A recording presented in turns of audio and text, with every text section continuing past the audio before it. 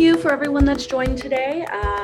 Your webinar is hosted by Carl Grund, who's a licensed financial planner and among other designations that you probably already know about. We've got Rob from MFS today, and they're going to be doing a general market overview and kind of giving us big picture of what's to come in quarter three. And we also have Owen, who will be helping out, and we'll do a short Q&A at the end if you have questions, but I'll also be monitoring the chat. If you have anything, you can submit it through there. Thank you. Thanks, Emily. Rob, thanks for joining today. As Emily mentioned, I think certainly with this morning, with the volatility we've seen today, as well as the end of last week, and frankly, just this month in general, I know a lot of folks are just concerned, right? Where when does this volatility end? Where is this going? So I'd love to get some clarity on how you guys are viewing the market, where you guys see this going, and what may be some opportunities on the backside. Excellent. Well, thank you for having me. So Owen and I today will be focusing our comments around what really matters and what drives asset prices, which is cash flows. So I appreciate that the market volatility, it's been happening now for 7 or 8 months. It began in October of last year, but specific to today and yesterday is in response to the 40-year high inflation print that we received Friday morning. But if we take a couple of steps back, because in this industry, economics, finance, investing, there's a lot of what I call narrative fallacies. So because this industry is comprised of people making decisions, often on behalf of other people or other institutions and enterprises, what tends to happen is people construct narratives and construct stories, and they're anchored around to the latest data point, whether positive or negative, and what just happened, to try to extrapolate what that means into the future. And I don't want to dismiss the massive inflation print that we just saw. I don't want to dismiss the market volatility that we're seeing today and what we saw on Friday. But if we, again, take a few steps back, isolate and identify what matters to financial markets longer term, that will provide hopefully a bit of context. And I'll try to be very brief. So investing is simple, but very difficult. The simplicity with investing is that all financial assets, if we're talking about treasury bonds, municipal bonds, maybe the restaurant that you own around the corner from your home, if we're talking about technology companies, equities, or bonds outside the US, inside the US, every financial asset in the world ultimately derives its value off of cash flows. In other words, what's the profitability of the business? What's its revenues? What's its cost structure? What's my return on investment going to be looking out over the next 3, 5 to 10 years? So that's the simple part. The hard part, of course, is that the future lacks facts. The future is known to no one, and we live not in a linear world, in a non-linear world where things happen, life happens, and so there's always tremendous amounts of uncertainty. So let's take a couple steps back, and let me give you a for instance, and then we'll get into a little bit of context of what we think is going to happen going forward.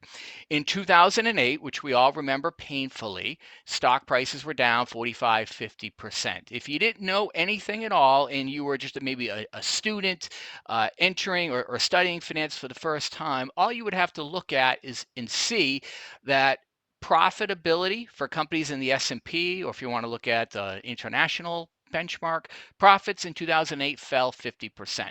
Forget for a moment what was happening with the value of your home and your neighbors being able to no longer are unwilling to pay their mortgages and what was happening with banks closing. All you needed to know was profitability for companies around the world fell 50%. And that's why stocks fell 50%. And then what happened over the next 11 years, it was a very long business cycle, a very long economic expansion, but it was also the weakest that we've seen in 150 years. And I'll explain why this matters.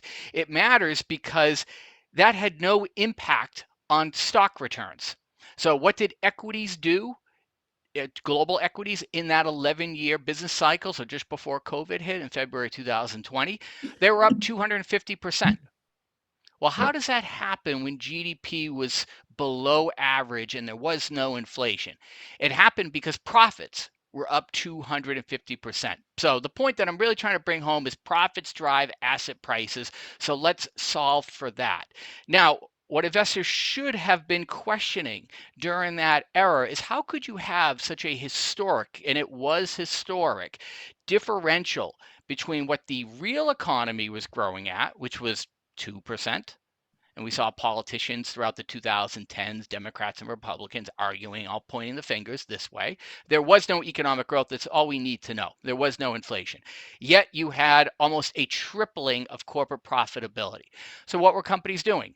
They were sending labor overseas, right? Throughout the 2010s, to do the same job in China relative to here in the US was 20 times cheaper.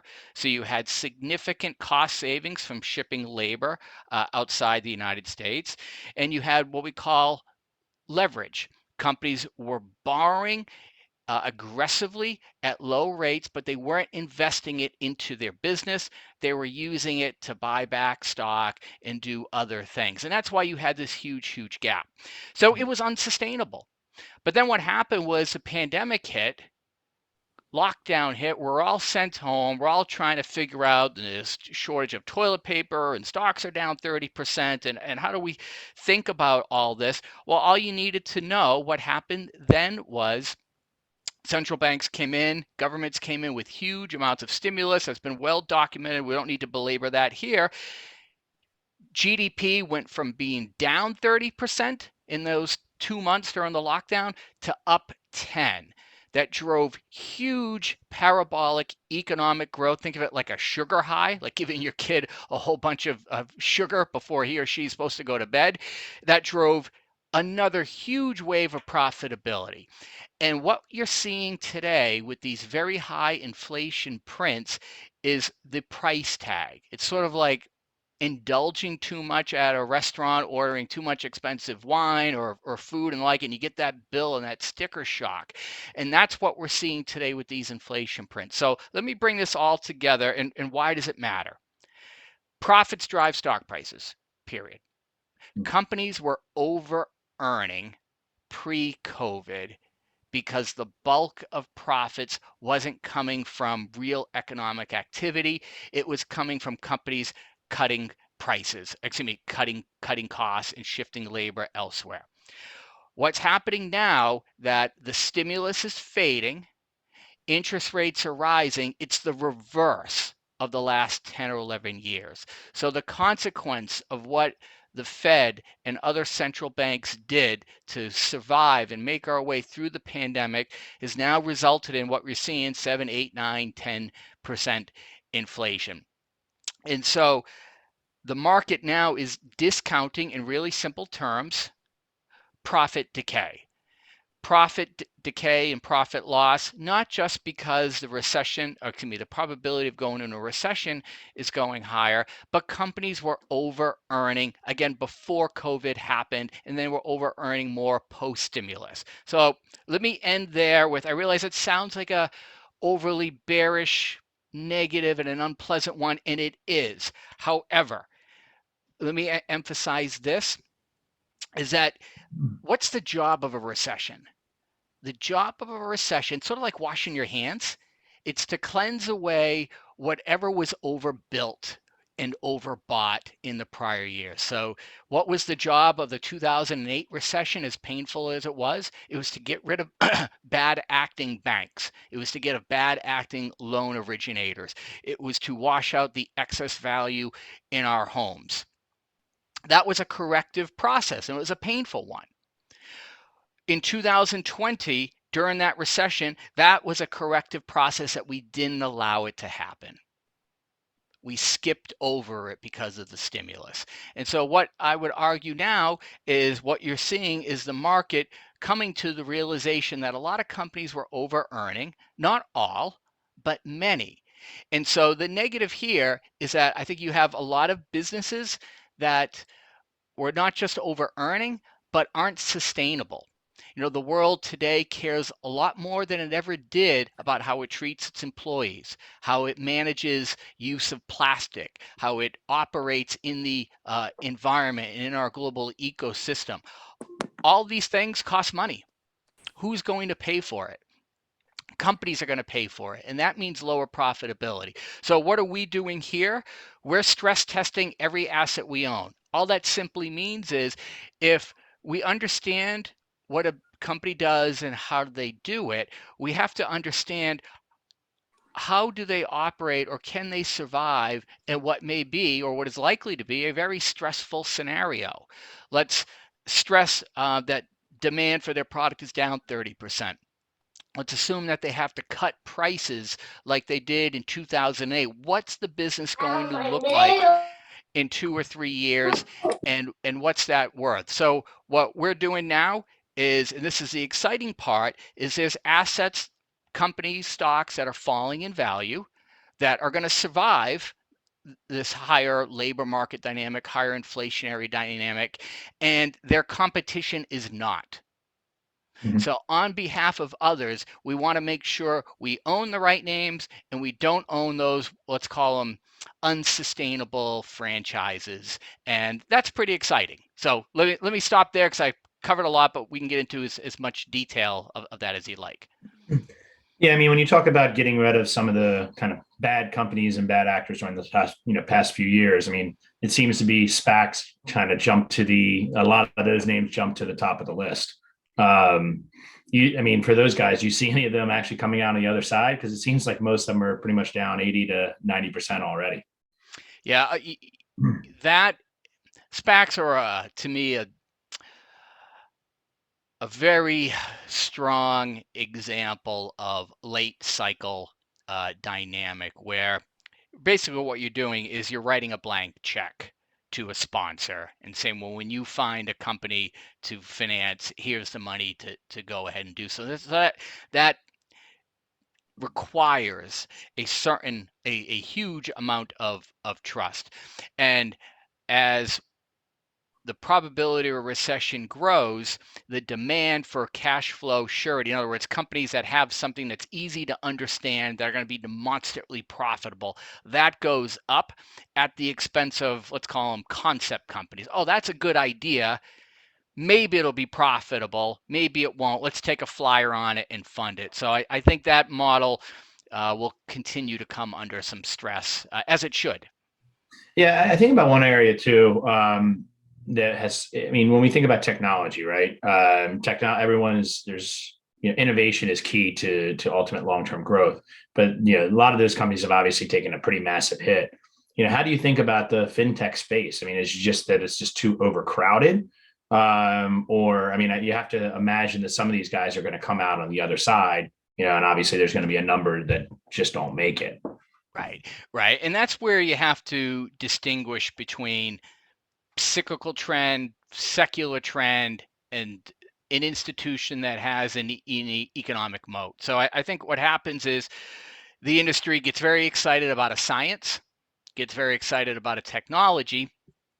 But really what matters is what's the commercial application of the science. And then conversely, as you're pointing out, the industry maybe over anchors to legacy technology and doesn't appreciate that there's new technology and it might not be profitable and therefore uninvestable, but it doesn't mean that it's not a threat to legacy technology. And that's what you're seeing in fintech space. So a lot of those stocks, a lot of those assets have been beaten up, and some of them, many of them justifiably so, because it's old technology that works, but sort of like what you saw with Netflix a few weeks back, right? We're all still watching Netflix, but for the lower end consumer that's now being hit with higher gas prices and higher food prices and higher rent, well, they've got plenty of other options. And the same thing in fintech, the that space is being commoditized, and I think there's good value in parts of fintech where commoditization risk is low, and there's probably still a little bit more pain in the parts of fintech where commoditization risk is really, really high. Where where in the market do you see opportunity? Where are you guys really trying to lean into, and is it Yep. more opportunity, or just really trying to find a place to hide? Given everything. Yeah, no, it's a great question, and I get that a lot. And that question was easy in '08, and so let me give it a parallel how I think about it. In '08, hindsight being 2020, it was very simple, because the economic excess and financial market excess was isolated to one industry, right? It was the consumer, home loans, fixed income structured product sitting on banks' balance sheets. So you just had to be outside of anything levered to that and anything levered indirectly to that. So companies with high amounts of debt that had to roll that over. So as long as you navigated that successfully, you were just fine. This is different. So that was a crisis about the lender. This is a crisis about the borrower, specifically the corporate borrower. So I think there's less obvious opportunity in tech, or utilities, or energy, or consumer discretionary, and it's more about the players within that space and stock selection. So what did you see from 2009 to 2020? Historic levels amount of debt that was piled onto corporate balance sheets, pretty much in every sector. You didn't really see it in technology, but you saw it pretty much everywhere else. And so the opportunity set today, I think it's more about avoiding not owning terminally value challenged companies whose margin was coming because they weren't paying their people enough, or they weren't operating sustainably from an environmental standpoint, or they were using their balance sheet to buy back stock. All those things are gone. And so for instance, in healthcare, our bias is always towards commercial application where we have visibility. So medical devices, companies that sell parts to all the biopharma and biotech companies. So I have no idea what bioscience or pharma is going to look like in 2 or 3 years, and who's going to have a drug that solves for diabetes and other ailments. But we know that they're going to continue to use stents and measurement tools and other parts and services. So it's really at the industry level, understanding, okay, what's this company's sensitivity to a downturn? Do they have too much debt? Do they have too much new costs that they have to onboard? And how's that going to change the margin structure? And that's really the focus. When I guess when we're thinking about just maybe when the volatility may ease up a bit, and I guess how are you guys thinking about, because obviously inflation print and the Fed are really driving the conversation. I presume that's going to be for quite a while, but how are you guys thinking about that? I know one bank CEO today said that there's really no way you can predict where inflation is going to be at the end of next year. How are you guys trying to kind of operate in that environment? Yeah, I didn't see that quote, but whoever said it, he or she is absolutely right. If we just think back to 9 months ago, the market narrative or consensus was no rate hikes in 2022, and here we are. So I think nobody knows nothing from that vantage point. So I think he or she is right. From a market volatility standpoint, I'll offer this: when you're at the bottom when people stop asking you if you're at the bottom. So I'm stealing this straight out of Charles Kindleberger, great MIT economist from 50 years ago, and his theorem that there's 5 stages to every market bubble, if you will, right? So stage 1, a technology change, a war, a regulation, something causes massive demand for product X. You saw that with computer hardware in 1995, right? The internet. Then institutional investors start plowing in, doing so with other people's money, financial leverage. Stage three, then, as everybody else piles on, in 2021, the capital inflows into global equities was greater than the prior 20 years combined. So that was stage three. Stage four is always the collateral goes bad. So the collateral people are putting up to finance purchases of something starts to go awry. And to me, like that equivalent today is corporate leverage, and that is now rolling over. And stage five is, what you saw in 2008, where selling begets selling. And sort of like on the way up, it's irrational. People are selling regardless of fundamentals. So the short answer is I have no idea how long it lasts, but you'll know when you're at the bottom, when there's metaphorically blood in the streets and people stop asking you and they don't care. My sister, I remember she used to work here at the firm. She liquidated her 401k at the end of '08. And I thought, all right, that's a market bottom. Yeah, I mean, and we try to coach people obviously against outright liquidating and trying to time the bottom, but Yeah. yeah, right now, obviously, the consumer sentiment is some of the lowest numbers we've seen in a very, very long time. So it seems to me that we're getting closer but obviously pinpointing that exact point. Do you guys go into using a lot of technical analysis or more, fundamental when we're thinking about that? Because, right now you're hearing, hey, if we break through these levels, then we're going down to, whatever that may be, 36, 3,300, or you guys just focus, I guess more top down, getting into those individual security side. Yeah, more fundamentals. So I really question both the approach and the people that put out those, because they do it with such confidence. Um, and they're usually not right. And so as a for instance, so the market's off, what are we off here? Market's off 20% year to date. And I think your average person, my dad is going to look at the chart, and I'll see him this weekend for Father's Day, and he'll say stocks are down 20%. Isn't that exciting? And my response to that is, well, if you think margins and profits are going to be down 30, then stocks are actually more expensive than where they were. So it's sometimes dangerous when you look at the market in aggregate at levels, because it's really what's the underlying profit underneath that. So I don't know where that equilibrium will be. Where will margins and where will profits bottom out? I think it's something still much lower. However, your clients aren't buying the average, right? They're not buying the market. They likely own individual companies through your strategies.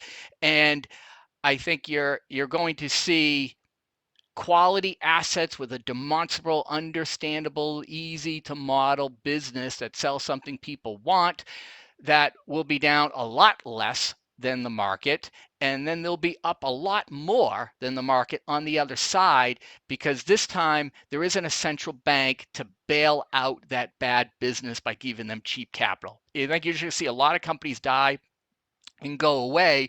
So I think you're going to see a lot of assets that have a lot more downside than the average. And that's going to benefit, to your point, the page, as long as you own the right assets, that's going to immensely benefit those people that are patient and thoughtful on the other side. Yeah, I mean, when you talk about that and having the ability to be able to model the cash flow, I know it seems to be there's a big move in a lot of even the hedge fund into end of last year into the energy space. Do you guys still see that? I mean, is there a point where it becomes too much of a crowded trade? Or are you guys seeing that now, or is it you guys still relatively bullish on the space? No, that's a great question. There's always potential and likelihood for usually something goes from uncrowded to medium crowded to overcrowded, right? And it cycles through. The problem I have with energy prices or energy companies is they're not in control of their destiny. So there's, the average company in the S&P 500 earns a 7-8% operating margin on average. You have companies, so you mentioned fintech earlier, MasterCard, Visa, that generally earn something above average. And then you have, let's say, automotive manufacturers or home builders or more highly indebted, lower quality cyclicals that earn a 4 or 5% margin. And energy companies are normally on the lower side.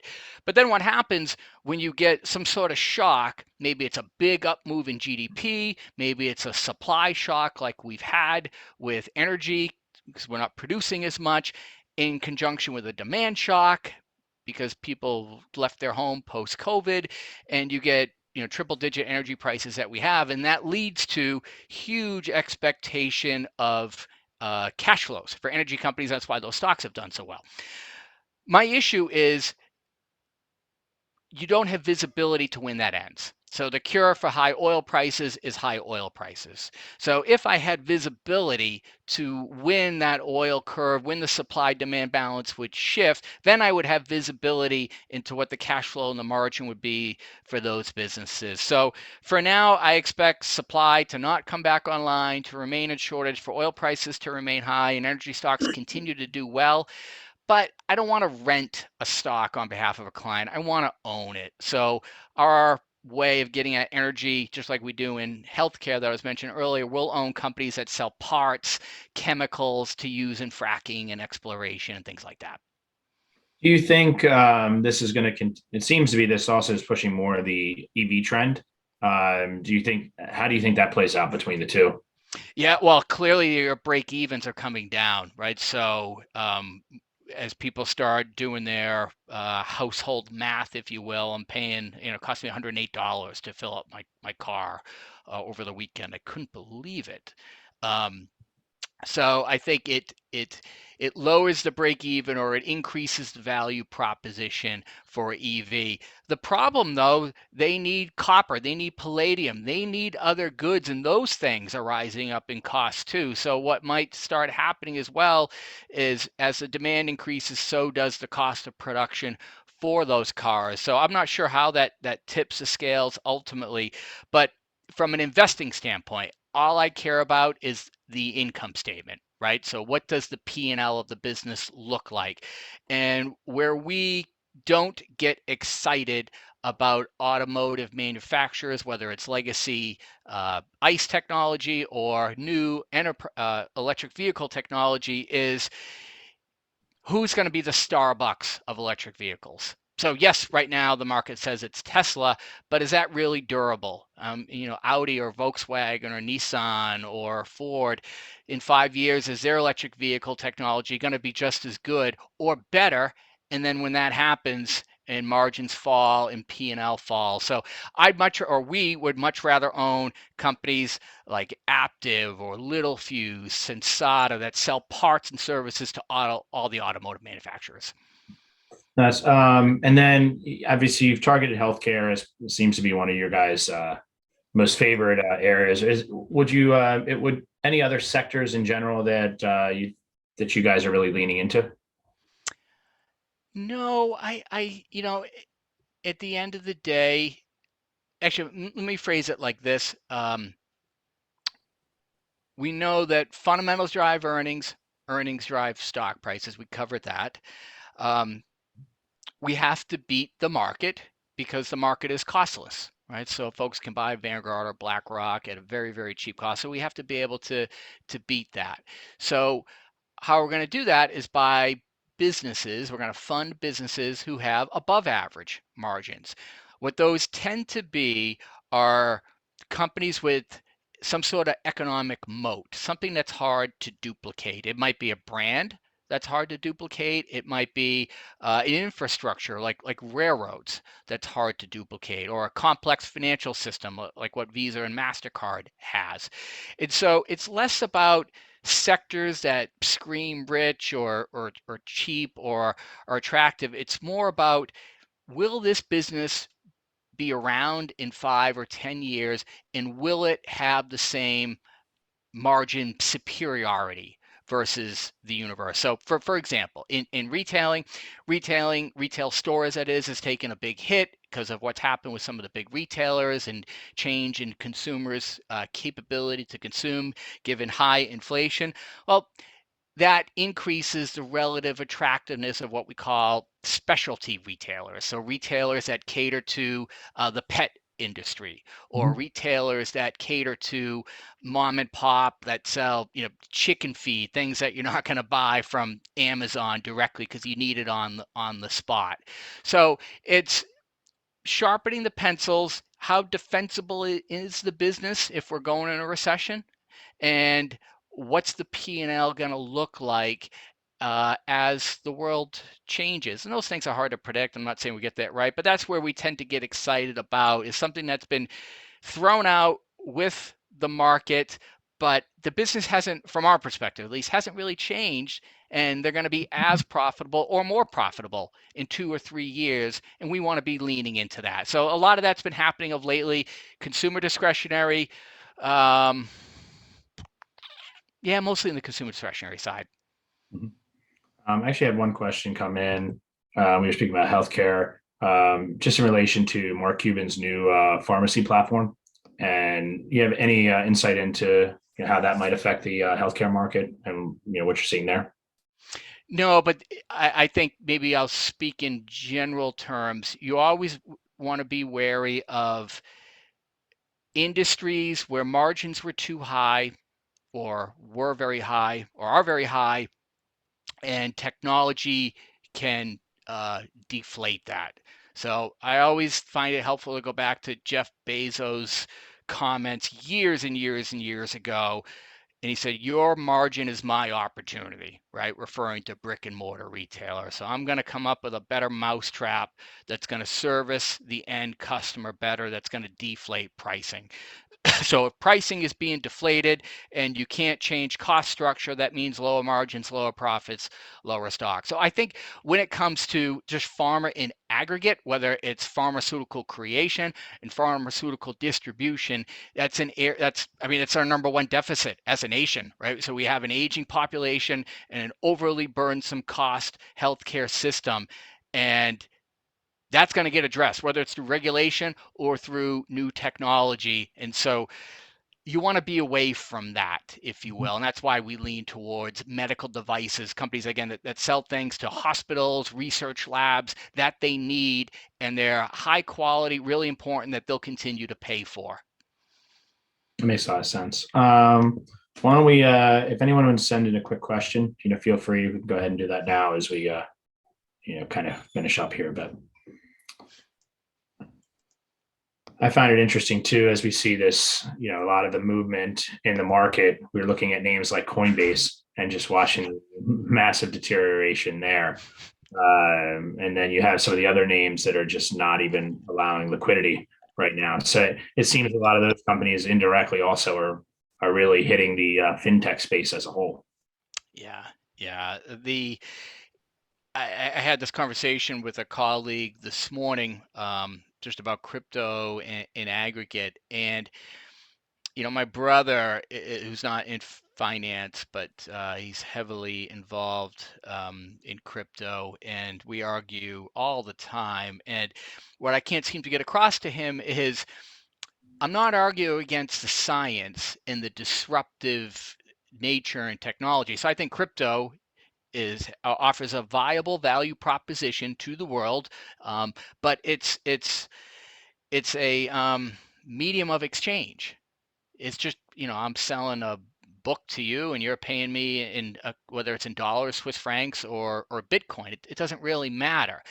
And you can value Japanese yen versus Swiss franc, or dollar versus Canadian loonie, because there's an interest rate associated with that. So if there's an interest rate associated, there's a cash flow associated. So I can compare the cash flows that you're going to get from a 10-year treasury versus a 10-year loonie, and we can come up with some reasonable valuation for it. But with crypto, there's no means of doing that. And then the final point is, it's infinitely divisible. So if I'm going to analyze, I don't know, Dunkin' Donuts or Starbucks, or take any business that's, Chipotle, it's easy to understand. It's, how many bowls of rice do they sell and what's the cost of making the rice? And you can come up with some reasonable assumptions about the range of outcome of the P&L. But with digital currency, you can't. It's just a medium of exchange, and it's infinitely divisible. Whereas I know how many generally shares of Chipotle they are.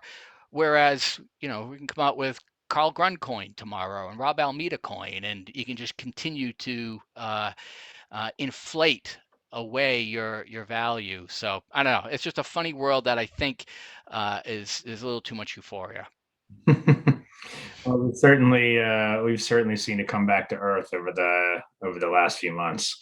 All right, anyone have any questions they want to send in before we finish up here? There's one more in the chat. How high with long-term interest rates, or I'm guessing it's how high will long-term interest rates Yeah. get, and when will that happen?